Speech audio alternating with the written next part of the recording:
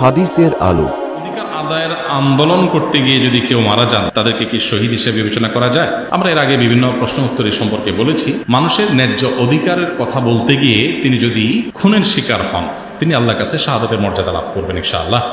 নবী করিম সাল্লাল্লাহু আলাইহি ওয়াসাল্লামের প্রসিদ্ধ হাদিস রয়েছে এক্ষেত্রে, মান কুতিলা দুনা মাজলামাতিহি, যে ব্যক্তির কোনভাবে তার অধিকার হরণ করা হয়েছে, তার প্রতি জুলুম করা হয়েছে এবং সেটার বিরুদ্ধে সে কথা বলতে গিয়ে বা সেটা বিরুদ্ধাচরণ করতে গিয়ে বা নিজের অধিকারকে আদায় করতে গিয়ে তিনি যদি জুলুমের শিকার হয়ে মারা যান, তাকে যদি খুন করা হয়, তাহলে তিনি আল্লাহর কাছে ফাহুয়া শহীদ, তিনি আল্লাহর কাছে শহীদ হিসেবে মর্যাদা পাবেন।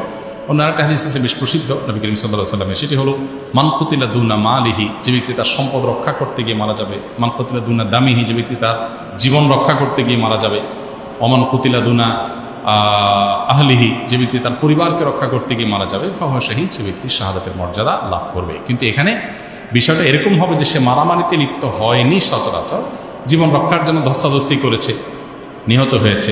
সম্পদ রক্ষা করতে গিয়ে তাকে সন্ত্রাসী গুলি করেছে, খুনি গুলি করেছে, সে নিহত হয়েছে, শাহাদাতের মর্যাদা পাবে। কিন্তু যদি কেউ নিজে মারামারিতে লিপ্ত হয়, সে নিজে আরেকজনকে মারতে গেছে, একটা হলো জীবন রক্ষা করতে গিয়ে সে প্রহার করতে গেছে, ভিন্ন বিষয়। কিন্তু না, এমনি সাধারণ যে মারামারিগুলো হয় আমাদের সমাজে, বিভিন্ন বিষয় মতো পার্থক্য হয়েছে, মারামারি শুরু হয়ে গেল, এখানে মরলেই যে শহীদ হবে এত সহজ না। আবার এটা আমার মনে রাখতে হবে, কারণ নবী করিম সাল্লাল্লাহু আলাইহি ওয়াসাল্লাম এটা হলো সাধারণ মারামারির কথা বলছে।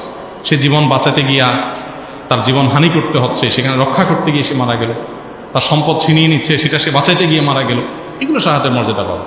কিন্তু আমাদের সমাজ যেটা হয় সচরাচর মারামারি, যেটা বললাম, যে কোনো একটা বিষয় নিয়ে ইস্যু নিয়ে গন্ডগোল হলো, দুই গ্রামের মানুষের মধ্যে বিতণ্ডা হলো, মারামারি হলো, হ্যাঁ, শয়তান আপনার কাছে দেখাবে এটা তো আমার অধিকার আদায়ের জন্য মারা যাচ্ছি।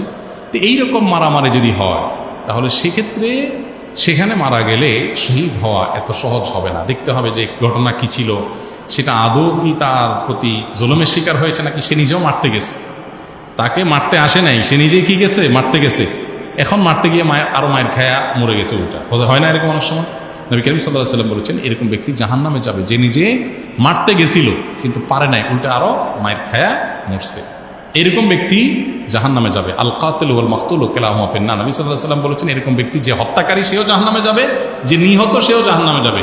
প্রশ্ন করা হয় আল্লাহ রাসূল, যে হত্যাকারী সে জাহান্নামে যাবে কেন? এটা তো বুঝলাম, যে নিহত বেচারা খুন হয়েছে সে জাহান্নামে কেন যাবে? নবী সাল্লাল্লাহু আলাইহি ওয়াসাল্লাম বলেছেন কারণ সেও আসলে যে খুন করছে তাকে মারতে গেছিল কিন্তু পারে নাই, উল্টা আরো মরে গেছে। যেহেতু তার উদ্দেশ্য ছিল মানুষ হত্যা করা, সেজন্য সেও কোথায় যাবে? জাহান্নামে যাবে।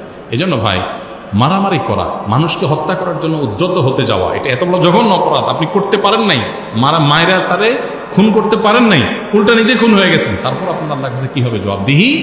তো মানুষের জীবনের মূল্য এত বেশি, চাইলেই মাথা গরম হয়ে গেল আর দিলাম বাড়ি, মাথা গরম হয়ে গেল আর অস্ত্র নিয়ে দিলাম তাকে হত্যা করে, এটা একজন ন্যূনতম বিবেক সম্পন্ন মানুষ, আল্লাহ সম্পর্কে ন্যূনতম ধারণা আছে, বিশ্বাস এরকম মানুষের কাজ হতে পারে না। তবে এটা ঠিক যে জুলুমের শিকার হয়ে মারা গেছেন, অধিকারের কথা বলতে গেছেন, নিজের অধিকারের কথা চাইতে গেছেন, আপনাকে খুন করে দিল, অবশ্যই আশা করা যায় আল্লাহ তাআলার কাছে যে আল্লাহ তাকে শাহাদাতের মর্যাদা দান করবেন।